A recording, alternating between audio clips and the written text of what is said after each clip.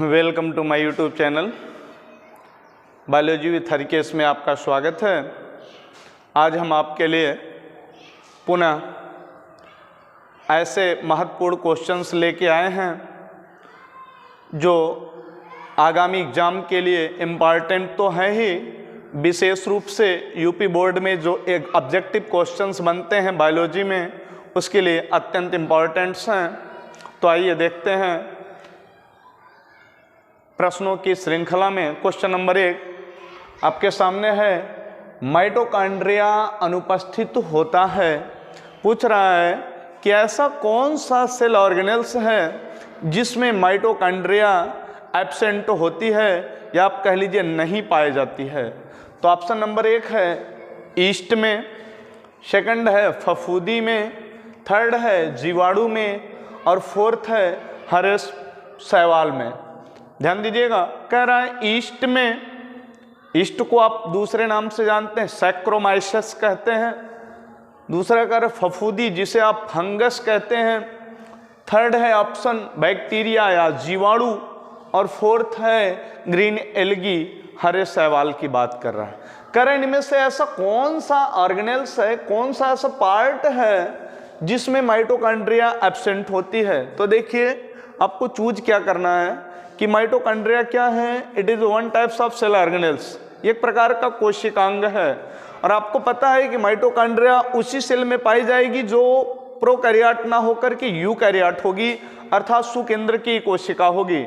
तो देखिए माइटोकॉन्ड्रिया पूछ रहा है किसमें एब्सेंट है, नहीं पाई जाती। तो पहला है ईस्ट में, ईस्ट एक यूनिसेलुलर है ये तो पता है, लेकिन इसका स्पेशल कैरेक्टर क्या है, यूनिसेलुलर होते हुए भी ये क्या है, यूकैरियोट्स है, इसलिए पहला तो नहीं होगा। दूसरा कह रहा है फफूंदी में, फंगस जिसको आप बोलते हैं, फफूंदी या फंगस आप उसे बोलते हैं। तो स्पेशली इसमें क्या होता है, फंजाई में पाया जाता है। बिकॉज आप जितने भी फंजाई होते हैं वो कैसे होते हैं, यूकैरियोट्स होते हैं, मतलब developed nucleus and developed cell organelles. Okay.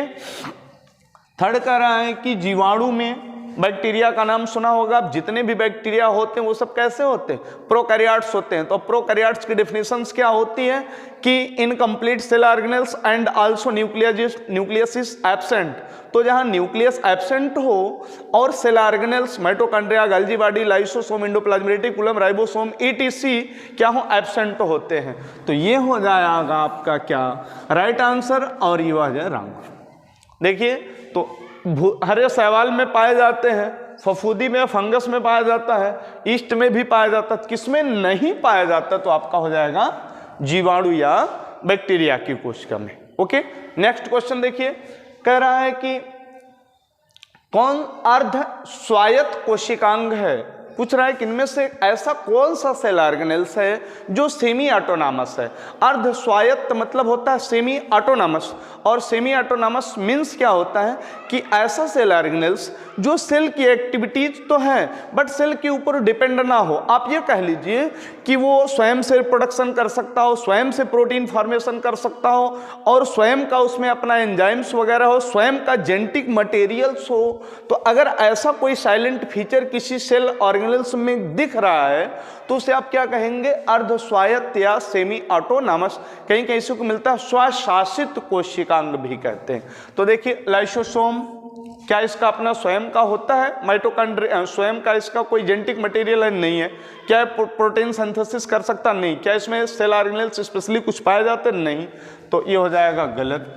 दूसरा आपका क्लोरोप्लास्ट है, तीसरा लाइसोसोम है, चौथा गोल्गी बॉडीज है। तो देखिए जो राइट आंसर है वो आपको मिलेगा क्या, क्लोरोप्लास्ट।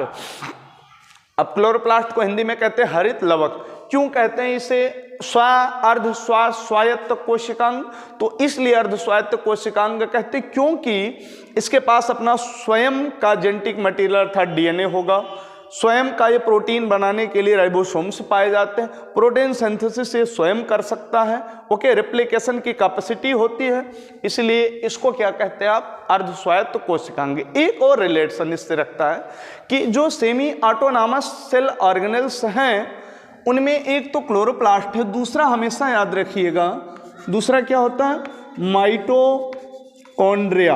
तो माइटोकॉन्ड्रिया और प्लस क्लोरोप्लास्ट ये दोनों क्या है, अर्ध स्वायत्त या अर्ध स्वशासित या सेमी ऑटोनॉमस सेल ऑर्गेनेल्स के नाम से इन्हें जाना जाता है।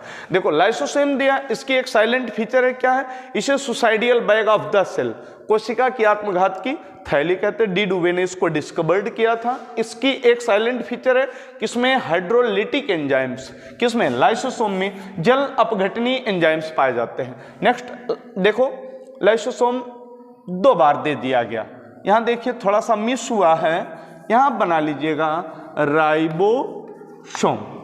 क्या बना लेंगे, राइबोसोम। तो लाइसोसोम और राइबोसोम, राइबोसोम का एक साइलेंट फीचर क्या है, इसे प्रोटीन संश्लेषण की क्या बोलते हैं, फैक्ट्री। तो प्रोटीन का जो सेंसाइजेशन होता है उसके लिए रिस्पांसिबल कौन है, राइबोसोम्स। राइबोसोम का एक साइलेंट फीचर और है, वो क्या है कि जो राइबोसोम्स होता है ये विदाउट मेम्ब्रेन, बिना आप कह सकते हैं झिल्ली के, बिना किसी आवरण का सेल ऑर्गेनेल्स है। तो पूछा जाता है ऐसा कौन सा सेल ऑर्गेनेल्स है जिसमें कोई मेम्ब्रेन नहीं पाई जाती, तो ऑप्शन होगा आपका राइट आंसर राइबोसोम। फिर गाल्जी बॉडी, गाल्जी बॉडी को तो जानते हैं आप, क्या कहते हैं इसे, गाल्जी कॉम्प्लेक्स भी कहते हैं, डिक्टियोसोम भी कहते हैं, ट्रैफिक पोलिस के नाम से भी इसे जाना जाता है। ओके, आइए नेक्स्ट क्वेश्चन देखते हैं।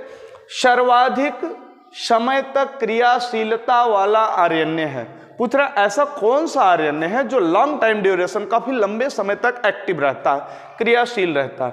तो बोल रहा है कि एमआरएनए व आरआरएनए, मतलब both mRNA and rRNA. Next करा टीआरएनए, फिर करा थर्ड एमआरएनए और लास्ट करा आरआरएनए।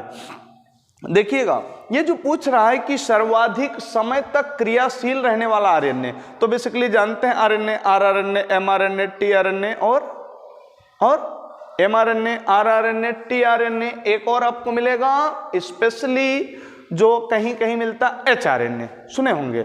अगर नहीं जानते तो हेरिडिटरी आरएनए या उसी को जेनेटिक आरएनए कहते हैं, अर्थात ऐसा आरएनए जो कुछ विशेष प्रकार के ऑर्गेनिजम्स में आनुवंशिक पदार्थ का कार्य करने लगता है, जैसे डीएनए आनुवंशिक पदार्थ का कार्य करता है। ओके, तो अब यहां जो बात कर रहा है वो एमआरएनए, आरआरएनए, टीआरएनए का, तो दिमाग लगाइएगा ये प्रोटीन संश्लेषण के बाद की रिजल्ट की बात कर रहा है।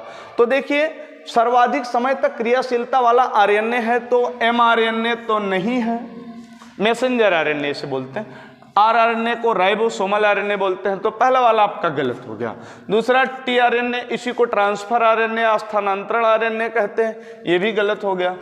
तीसरा है एमआरएनए, इसे आप संदेशवाहक आरएनए, मैसेंजर आरएनए या दूत आरएनए कहते हैं, ये भी गलत हो। राइट आंसर आपका क्या होगा, राइट आंसर जो आपका होगा वो क्या होगा, आरआरएनए या राइबोसोमल आरएनए। जो राइबोसोमल आरएनए होता है ये स्पेशली राइबोसोम्स के फॉर्मेशन में भाग लेता है और लॉन्ग टाइम ड्यूरेशन, काफी ज्यादा समय तक क्या होता है, एक्टिव या क्रियाशील रहता है। तो आपका डी ऑप्शन क्या हो गया, राइट आंसर हो गया, ठीक है ना। तो mRNA, rRNA, tRNA. Okay, clear है ना। नेक्स्ट पे बढ़ते हैं, कह रहा एंटीकोडांस पाए जाते हैं, पूछ रहा है जो एंटीकोडांस होते हैं वो कहां पाए जाते हैं। तो इससे पहले आप समझ लीजिए कि एंटीकोडांस और कोडांस होते क्या है, दिमाग लगाइए। अब देखिए जो कोडांस होते हैं ना, उनको अगर हम डिफाइंड करें, उनके डेफिनेशन देखें, तो आप कहते हैं ना कि 3 नाइट्रोजनस क्षारकों का वह अनुक्रम जिनमें प्रोटीन संश्लेषण की सारी सूचनाएं कोडित या निहित होती हैं, उसे हम क्या कहते हैं, कोडांस कहते हैं। और कोडांस स्पेशली एक ट्रिक संयोजन में रहता है, स्पेशली जैसे सुनेंगे AUG, GUA, UAG, ऐसे जो रहते हैं ना, ट्रिपलेट कोडांस इनको बोलते हैं, ये सब कोडांस हैं। और पूछ रहे हैं यहाँ एंटी कोडान पाए जाते हैं, तो कोडांस स्पेशली कहाँ होते हैं, तो न्यूक्लियस के अंदर जो आपका डीएनए होता है उसके अंदर इंफॉर्मेशन होती है। जो इंफॉर्मेशन होती है वो स्पेशली किस रूप में होती है, कोडांस के रूप में। लेकिन यहाँ क्या करा, एंटी कोडांस पाए जाते हैं। तो एंटी कोडांस कहाँ पाए जाते हैं ये आपको आंसर करना है। तो कोडांस अगर पूछता है स्पेशली कहाँ पाए जाते हैं, किस आरएनए पर पाए जाते हैं, तो आप लगा देते तुरंत एमआरएनए, मैसेंजर आरएनए पर। लेकिन यहाँ क्या पूछ रहा है, एंटी कोडांस कहाँ पाए जाते हैं, तो ध्यान दीजिएगा एमआरएनए नहीं होगा, आरआरएनए भी नहीं होगा, नन ऑफ दीज भी नहीं होगा, तो होगा क्या, टीआरएनए या ट्रांसफर आरएनए। और जब इसी से आकर के वो एक्टिव कोडांस जो होते जो ऐड होता है करके ना, तो इसी आरएनए को हम क्या कहते हैं, चार्ज्ड आरएनए कह देते हैं। किसको, टीआरएनए को। तो स्पेशली आप ये जानिए कि जो एंटी कोडांस होते हैं वो किस पे पाए जाते हैं, टीआरएनए पे। जितने कोडांस होंगे उतने अमाउंट में उसके एंटी कोडांस होंगे। सपोज दैट हमने लिखा AUG, अब इसका एंटी कोडान क्या होगा, तो G और इसका ये नहीं होगा। देखिए हमेशा एंटी मतलब होता है क्या, अपोजिट या उल्टा। देखो एडेनिन है, यूरेसिल है और ग्वानिन है। अब एडेनिन है तो एडेनिन हमेशा किससे जुड़ता है, थायमिन से जुड़ता है कि नहीं जुड़ता। अब पढ़े होंगे ना, adenine, guanine, cytosine, thymine, uracil. Uracil तो स्पेशली जब प्रोटीन सिंथेसिस की बात करेंगे तो वहां पर ऐड होता है। तो अब देखिए AUG है तो इसका ठीक उल्टा क्या हो जाएगा, जो अपोजिट क्रम में आएगा। तो ऐसे कौन जुड़ेगा, अगर थायमिन नहीं है तो यूरेसिल जुड़ेगा, और ये नहीं है, यू है तो यूसेडनिन जुड़ेगा, और इससे क्या जुड़ेगा, साइटोसिन जुड़ेगा।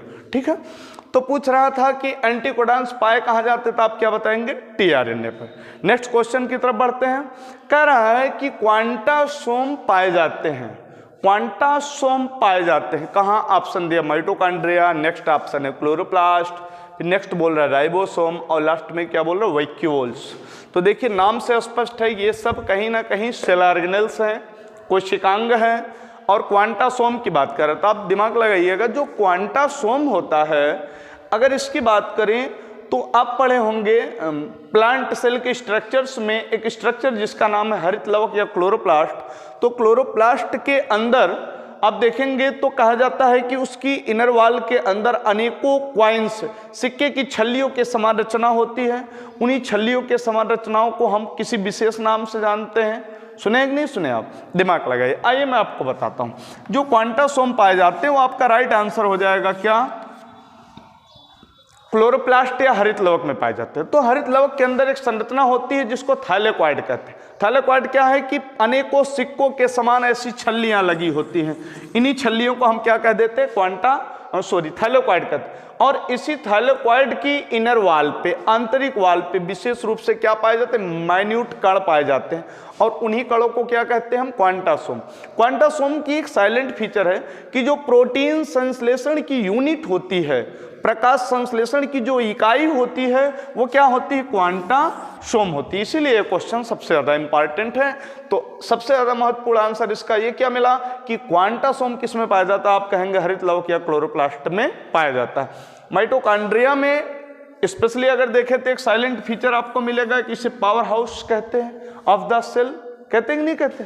और बहुत सारे इसके साइलेंट नाम आपको मिलेंगे। माइटोकॉन्ड्रिया को अभी हमने कुछ समय पहले बताया कि इसे सेमी ऑटोनॉमस सेल ऑर्गेनेल्स के नाम से भी जाना जाता है। राइबोसोम्स को अभी बताया प्रोटीन की फैक्ट्री कहते हैं। 70S और 80S 2 टाइप्स के राइबोसोम्स होते हैं। जो 70S टाइप का राइबोसोम होता है स्पेशली किस में पाया जाता है, तो आप कहते हैं कि प्रोकैरियोट्स में। जो 80S टाइप्स का होता है किस में पाया जाता है, यूकैरियोट्स में।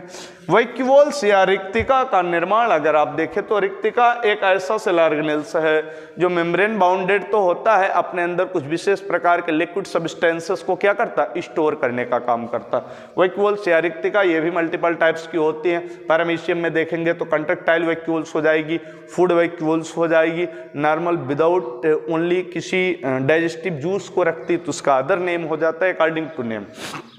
तो इस तरह से ये ऐसे 5 सेलेक्टेड क्वेश्चंस हैं जो एग्जाम के दृष्टिकोण से वेरी वेरी इंपॉर्टेंट हैं।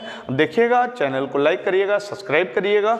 ऐसे हम आपके लिए डेली अच्छे अच्छे क्वेश्चंस लेके आते रहेंगे। हाँ, किसी पर्टिकुलर अगर क्वेश्चन या टॉपिक से रिलेटेड जानकारी चाहिए तो आप कमेंट बॉक्स में कमेंट कर दीजिएगा, एक स्क्रीनशॉट ले लीजिए। Thank you, that's all.